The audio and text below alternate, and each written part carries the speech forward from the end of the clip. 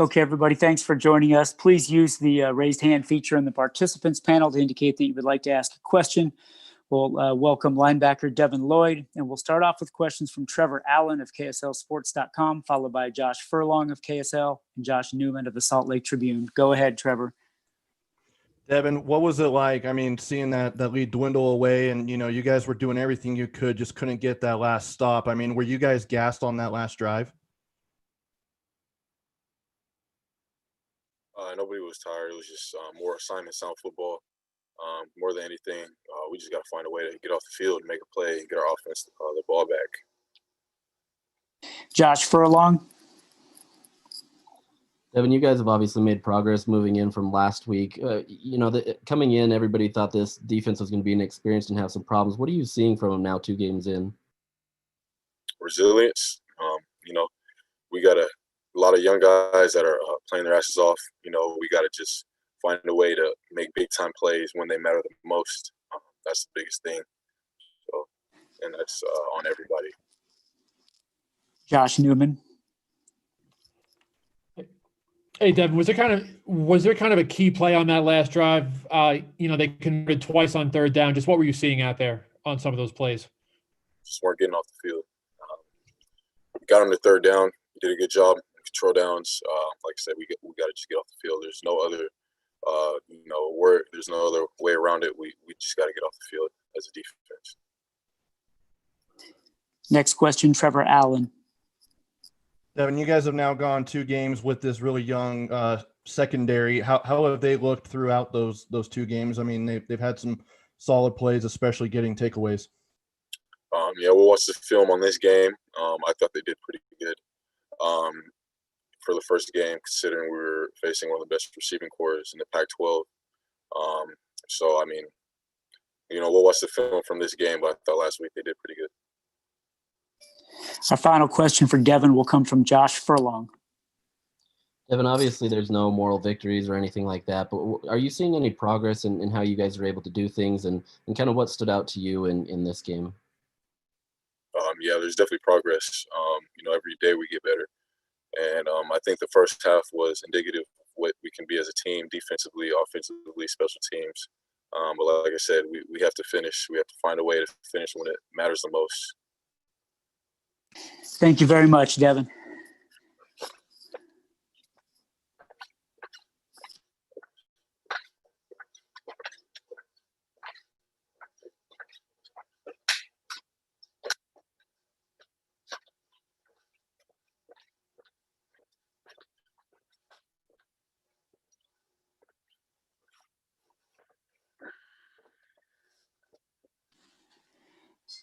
Okay, we'll start now with quarterback Jake Bentley. First question will come from Trevor Allen of KSLSports.com, followed by Josh Furlong, KSL, and Josh Newman of the Salt Lake Tribune.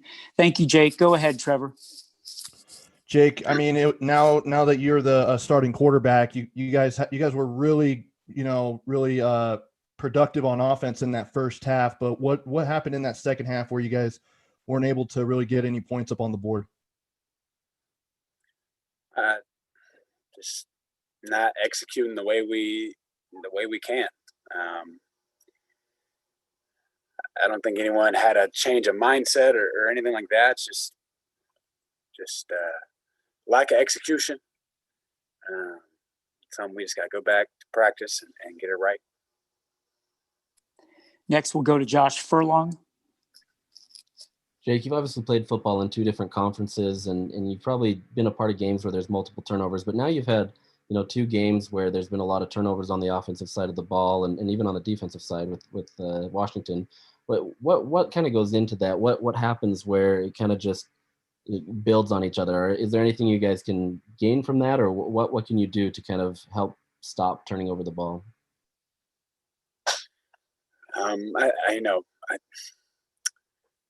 Just emphasizing more practice than we do, and I think just we got to continue to learn from the mistakes. And the defense is doing a great job of getting the ball back for us and getting off the field, and we got to stop giving it back, and that starts with me. It's frustrating for sure because you just feel like you let the team down, but back at it Monday to get it fixed and keep working. Next, we'll go to Josh Newman, followed by Ryan Kostecka of SI.com.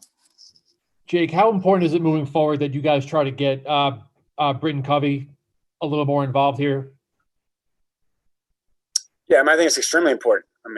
Britt is a dynamic playmaker and a guy that can really, change a game with one play. And it's going to be very important to have him rolling and ready to go. Next, we'll go to Ryan Kostecka.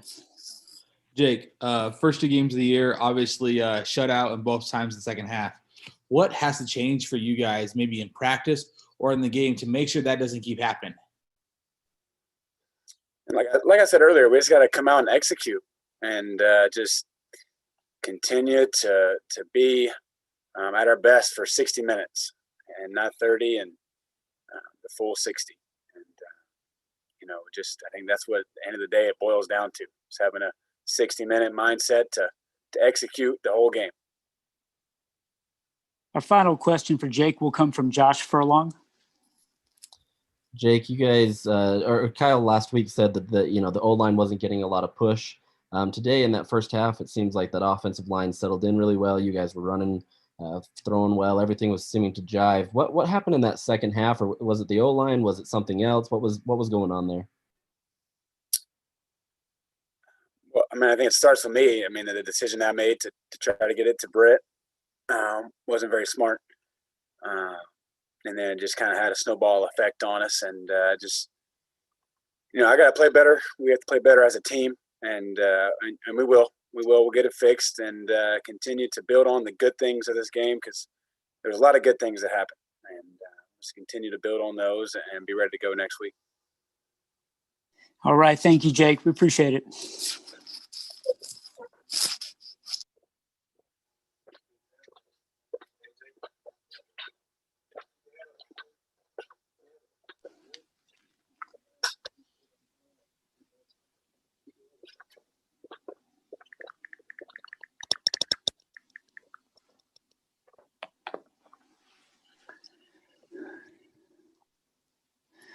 Okay, thank you for joining us, wide receiver Brian Thompson. Those who would like to ask a question indicate with the raised hand in the participants panel. We'll start first with Trevor Allen from KSLSports.com. Go ahead, Trevor. Brian, in that first quarter, you had that really nice grab with one hand. Can you walk us through that? Really, I saw that it was one high, and I feel like I can win that matchup. And that one look at Jake, he felt it too. So we just went at it.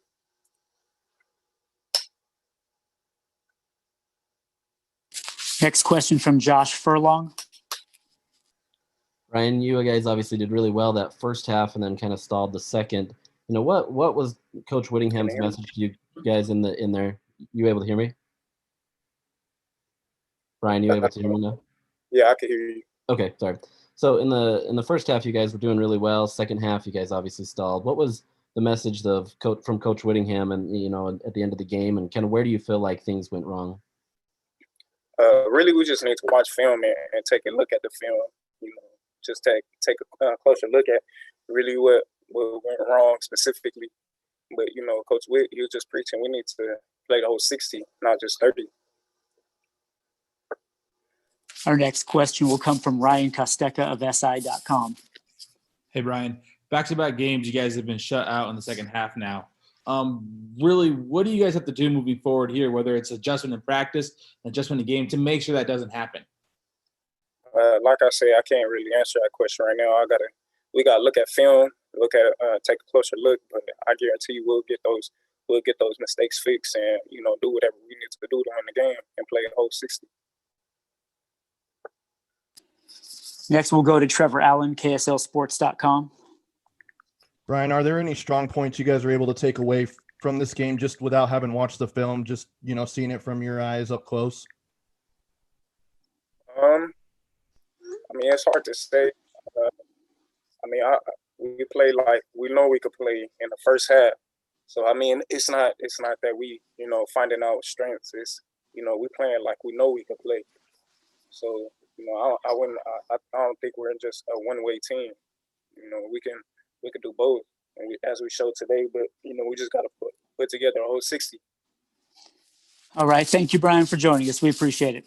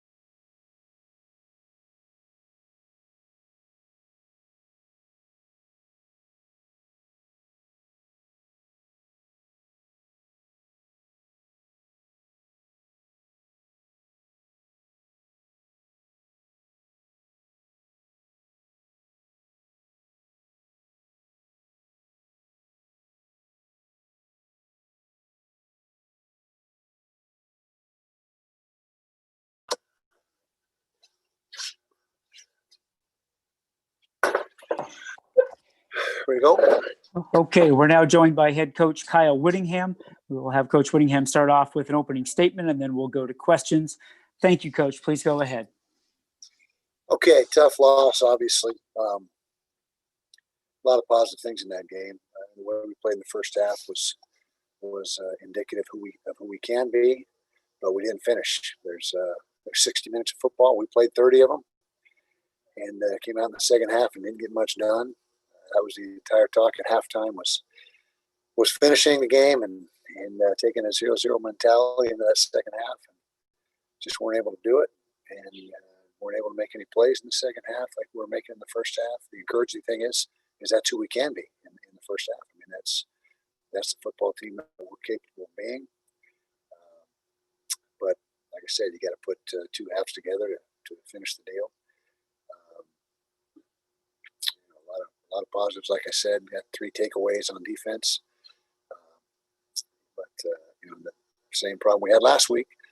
Offensively, turning the ball over. We had 4 more turnovers today and this afternoon. And when you play good teams like USC and Washington are, you're not going to win turning the ball over. And that was the biggest difference in the game is 4 turnovers, just like last week. Same thing with 5 turnovers. And so we're still a work in progress. Proud of a lot of the guys that got their first chance tonight at extensive play. And we got some good players in the program.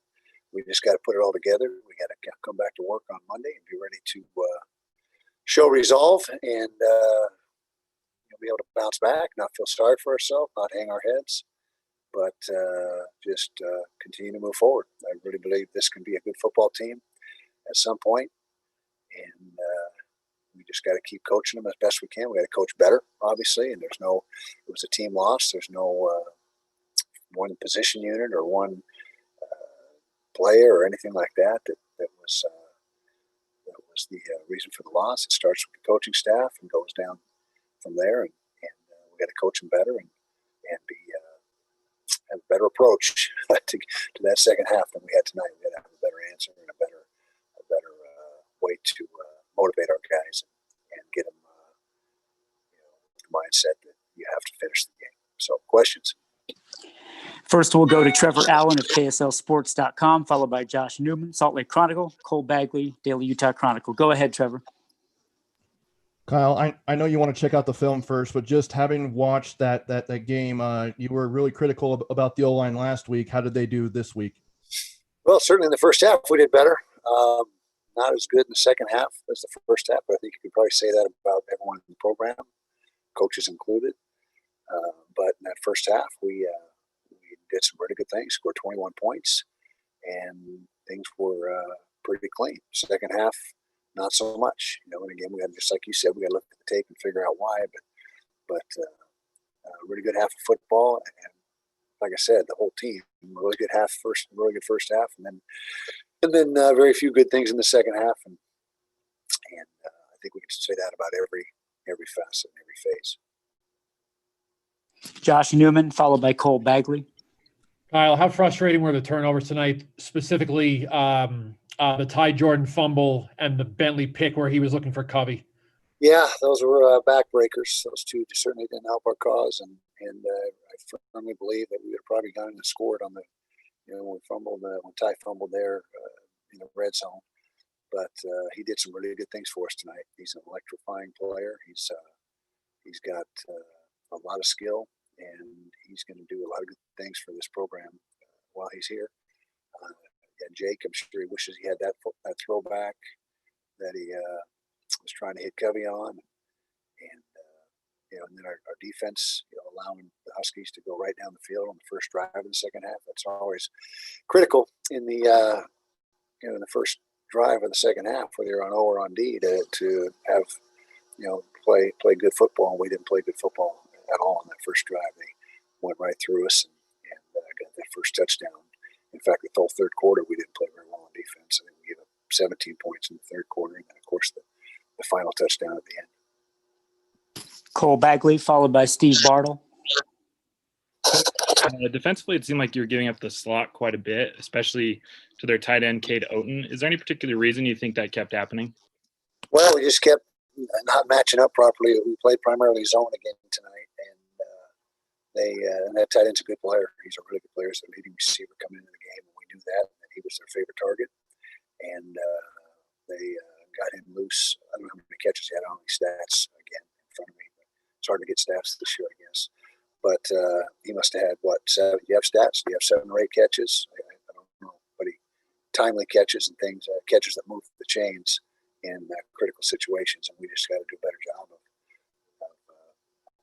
we needed to do a better job of defending it. We didn't do that. Steve Bartle, followed by Ryan Kostecka.